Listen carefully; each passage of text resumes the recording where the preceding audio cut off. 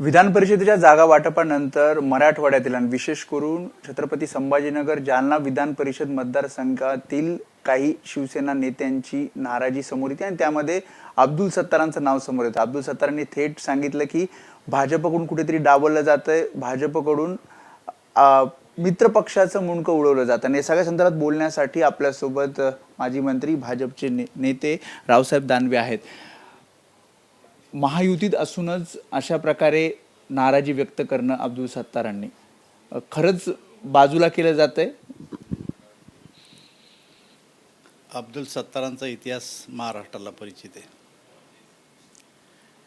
एकतर राज्यामध्ये ज्या काही स्थानिक स्वराज्य संस्थेच्या निवडणुका झाल्या त्या निवडणुकीनंतर बऱ्याच कालानंतर या निवडणुका आता होत आहेत। आपल्याला जर आठवत असेल तर मागच्या वेळेस जेव्हा निवडणूक झाली त्यावेळेस मी राज्याचा अध्यक्ष होतो।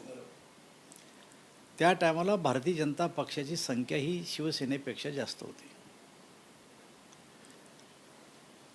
पक्षी पातळीवर आम्ही आणि आमची टीम देवेंद्रजी आम्ही असं बसलो, कार्यकर्त्याची मागणी की आपली संख्या जास्त ती जागा आपल्याकडे यायला पाहिजे,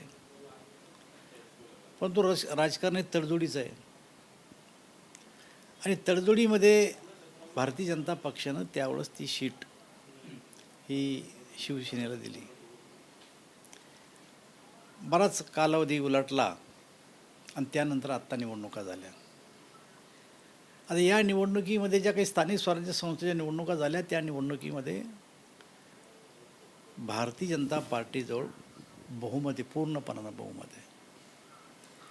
जेव्हा तिन्ही पक्षाचे नेते आमचे एकत्र बसले, सुनीत्रा वहिनी बसल्यात, एकनाथराव शिंदेसाहेब बसले, देवेंद्रजी बसले, आमचे प्रदेशाध्यक्ष बसले, त्या टायमाला या राज्यातल्या निवडणुकीच्या संदर्भात त्यांनी पूर्णपणानं चर्चा केली, आकडेवारी समोर आली आणि आकडेवारीच्या आधारे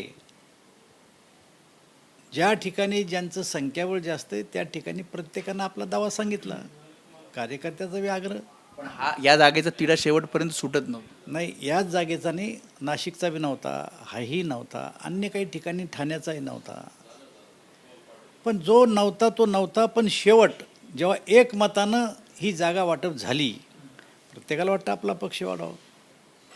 वाटप झाल्याच्या नंतर प्रत्येक नेत्यांवर आपल्या आपल्या कार्यकर्त्याला समजून सांगायची जबाबदारी असते। जागा वाटप झाल्याच्या नंतर ही जागा भाजपला सुटली आणि आमचा एक सामान्य कार्यकर्ता सुहास शिरसाट यांना पक्षानं उमेदवारी दिली। सुहास शिरसाटला पक्षानं उमेदवारी दिल्याच्या नंतर अब्दुल सत्तारने फॉर्म भरण्याचं काही कारण नाही आहे, कारण हा निर्णय उपमुख्यमंत्री एकनाथराव शिंदेसाहेब, देवेंद्रजी आणि NCPच्या नेत्या सुनीत्राताई वहिनी यांनी घेतलेला निर्णय होता। पण पक्षाच्या विरोधात भूमिका घेणं हे योग्य नाही, तशी ती भूमिका घ्यायला नाही पाहिजे।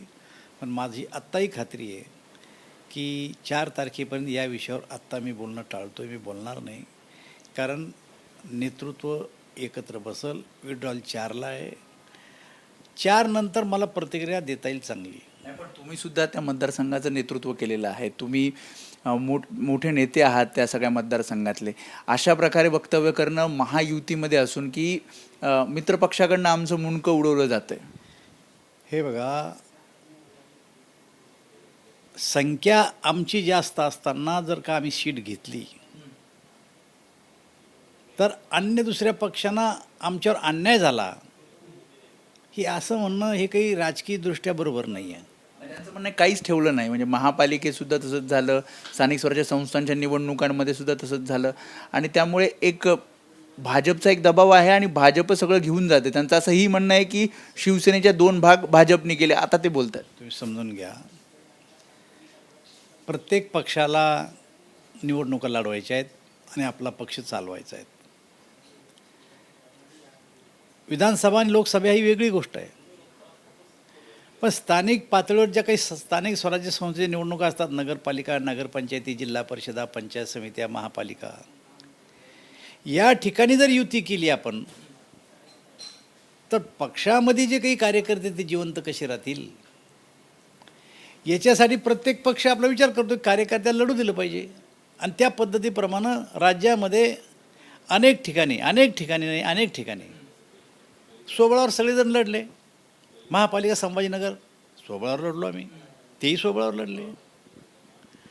आता जनमताचा कौल आहे, त्यांनी भाजपच्या पारड्यात मतं टाकली आणि भाजप एकटा बहुमतात आला. म्हणून काय आम्ही त्यांची महापालिका हिसकून घेतली का? नाही, लोकांनी दिली. भाजपाला मॅन्डेट दिला. एक मिनिट, भाजपला मॅन्डेट दिला. जिल्हा परिषद आणि पंचायत समितीच्या निवडणुकीमध्ये भारतीय जनता पक्ष आणि शिवसेनेचे नेते एकत्र बसले. हे नेते एकत्र बसल्याच्या नंतर अब्दुल सत्तार साहेबाला विचारा किंवा त्यांच्या एखाद्या नेत्याला विचारा, त्यांनी सांगितलं मी युतीला बसणार नाही, मला युती करायची नाही, मी माझ्या विधानसभा मतदारसंघामध्ये स्वबळावर निवडणूक लढणार आहे. त्यांना असा आत्मविश्वास होता किंवा अहंकार म्हणा, कारण त्यांची भाषा पाहिली की तुम्ही, माझ्याशिवाय या राज्याचा मुख्यमंत्री ठरू शकत नाही, मी कुत्ता निशाने घेऊन तरी निवडून येईल, मी 1,00,000 मतांनी निवडून येईल, ही त्यांची भाषा होती. आणि त्यामुळे त्यांनी सांगितलं की मी युती करणार नाही, तुम्हाला करायची जिल्ह्यात करा, मी नाही करणार युती. त्या ठिकाणी त्यांनी युती नाही केली. आमचे छोटे छोटे कार्यकर्ते, साधन नाही, संपत्ती नाही, महाराष्ट्र राज्याच्या अल्पसंख्याक मोर्चाचे आमचे अध्यक्ष इद्रिस मुलतानी, सुरेश बनकर, ज्ञानेश्वर मोठे, सुनील मिरकर, ही छोटी छोटी माणसं आमची, त्यांनी फाईट दिली जिल्हा परिषदला. 11 जागा आहे शिल्लोड विधानसभा मतदारसंघात. पूर्वी 5 होत्या, आताही 5 जिंकल्या. 5 त्यांनी जिंकल्या, 5 आम्ही जिंकल्या. शिवाय शिल्लोड पंचायत समिती आमच्या ताब्यात आली, सोयगाव पंचायत समिती आमच्या ताब्यात आली. आणि भारतीय जनता पार्टीचे राज्याचे चिटणीस सुरेश बनकर हे ऐन निवडणुकीच्या टायमाला उद्धव ठाकरे साहेबाच्या सेनेत गेलेत आणि यांच्याशी टक्कर दिली. हे काय म्हणतात, रावसाहेब दानवे माझ्यामुळे पडले. रावसाहेब दानवे, मला त्यांच्या मतदारसंघात 27,000 मतं कमी पडले. पण त्यांनी 27,000 जरी मतं दिले असते मला, तर मी निवडून होतो का? नाही होत होतो. मग जर त्यांचं जर लोक एवढं ऐकते, तर विधानसभेच्या निवडणुकीत ते किती मतांनी निवडून आले? 2250 मतांना. तेही या वातावरणात, या प्रदूषित वातावरणात उद्धव ठाकरे साहेबाचा सगळे वाताहत झाली राज्यात, तरी त्यांच्या पक्ष फक्त 2200 मतांना हरला. याचा अर्थ काय? आणि त्यामुळं त्याला अहंकार होता त्या निवडणुकीमध्ये. आज मी तसं म्हणत नाही 4 तारखेपर्यंत, कारण अजून तिन्ही पक्षाचे नेते एकत्र बसतील. आणि माझं स्पष्ट मत आहे, तुमचं म्हणणं आहे की अर्ज मागे घेतील? प्रश्नच नाही, 100% घ्यावंच लागणार साहेब. गवताच्या गंजीवर उभा असलेला माणूस, गवताच्या गंजीवर उभा असलेला माणूस आगीशी खेळणार नाही खेळणार. नाही, पण ज्या प्रकारे ते बोलत आहेत, तर ते आगीशी खेळण्यासारखंच बोलत आहेत. ते असं म्हणतात की 2 शिवसेना एकत्र यायला पाहिजेत. असं कोण म्हणलं? अब्दुल सत्तार असं म्हणतात. असं नाही म्हणू शकत, ते सध्या नाही म्हणू शकत. अब्दुल सत्तार दाखवा मला असं पुढं म्हणलेलं. अब्दुल काही म्हणू शकत नाही सध्या. एवढे मोठे उभं केलं आहे, ते धाडकन खाली येऊन जाईल. तेच ते म्हणतात ना, कामाख्या देवीला त्याग माहिती, पण भाजप त्याग विसरला. अरे बाबा, त्यांनी तर कामाख्यावी त्याला असं वाटतं की आता माझ्याच बोलण्यामुळं सरळ झालं आहे. ते तर म्हणते तुम्ही विधानसभेतलं भाषण पाहिले की तुम्ही त्यांचे, माझ्याशिवाय या राज्यातला मुख्यमंत्री ठरवला जाणार नाही. म्हणजे काय अहंकार नाही? हा राज्याचा मुख्यमंत्री कोणी आमदार ठरवत असतो? एखादा एक आमदार?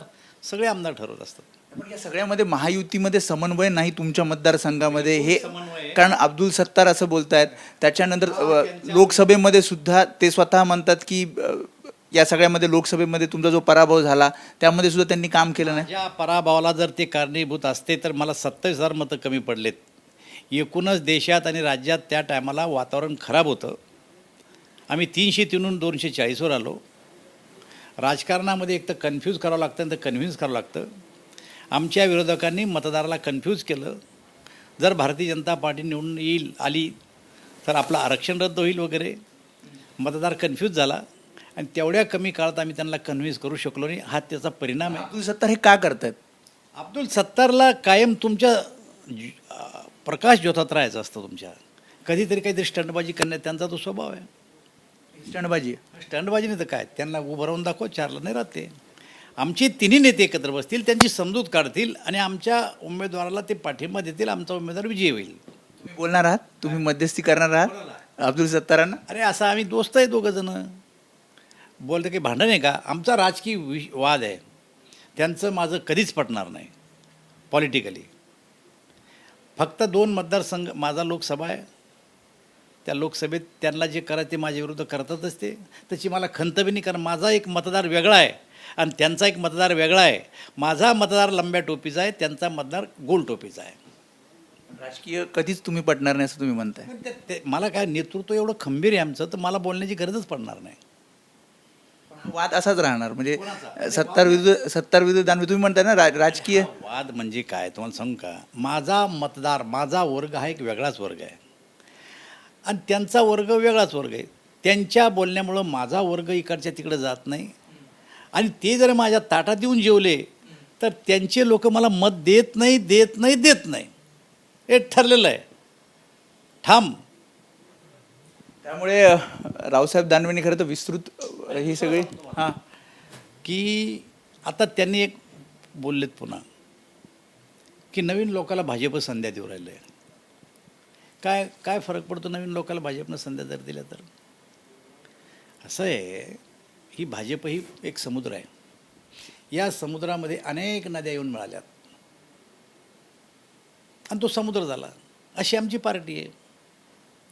नवीन आलेल्यांना जर का आम्ही एखादी संधी दिली तर फरक काही पडत नाही, कारण अनेक लोक पक्षात आले आणि त्यांना जर आम्ही कुठंच संधी दिली नाही तर पुन्हा येणाऱ्यांना असं वाटू नये की बा इथं गेलं तर उपयोग काही होत नाही. आम्ही आता तनपूरला संधी दिली, नवीन लोकांच्या आशा पल्लवित झाल्यात ना. अरे गेल्यावर तर मिळतंय भाजपमध्ये, भाजप देणार आहे. आता ते जयंत पाटलाचे भाचेत तनपुरे आमच्यात आले त्यांना संधी मिळाली तर कदाचित जयंत पाटलाही वाटू शकतं का रे तिकडे गेलं भेटतं तर आपण काय विचार करू नये. मतदारसंघात सुद्धा काही नावं होती. कैलास गोरंट्यालचं नाव होतं, मध्ये अशी चर्चा आली, त्याचं खंडन टोपेंनी केलं. राजेश टोपे पण इच्छुक होते. राजेश्वर मी सध्या बोलणार नाही. तुम्ही एकदम शांत बसलात म्हणून काय पुढे आहे काही? मी बोलतच नाही सध्या. त्यांचा म्हणजे जी चर्चा अशी झाली की काही पक्षश्रेष्ठींना किंवा दिल्लीत जाऊन काही भाजप नेत्यांच्या त्यांनी भेटी घेतल्या. ते त्यांनाच विचारा. राजेश टोपे जर आले किंवा तसा विचार झाला तर तुमच्याकडनं स्वागत होईल. पक्षासाठी चांगलीच गोष्ट आहे आमच्या. ताकदवर नेता मराठवाड्यातला जो राष्ट्रवादी काँग्रेस शरदचंद्र पवार पक्षात आहे, तो जर येणाऱ्या काळात त्यांना जर काही पद मिळत असेल किंवा तसं काही बोलणं झालं असेल तर ताकद वाढेल भाजपची. तुम्ही स्वतः मध्यस्थी करणार आहात या सगळ्यामध्ये?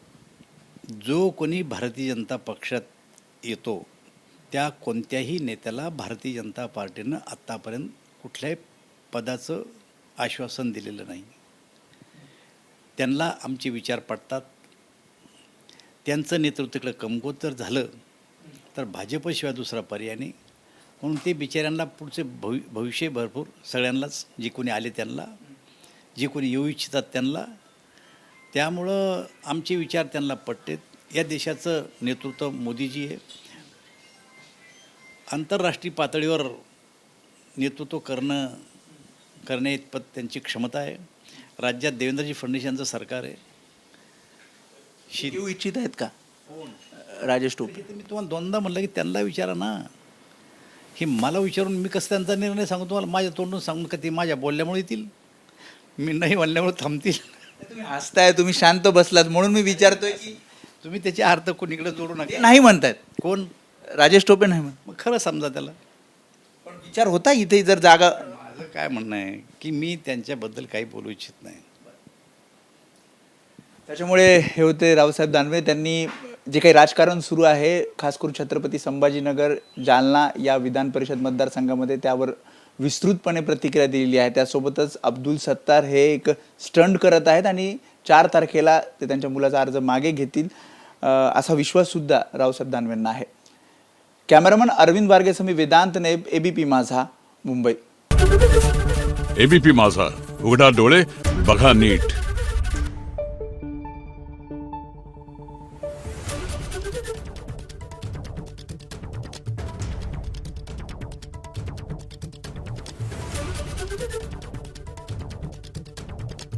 आहे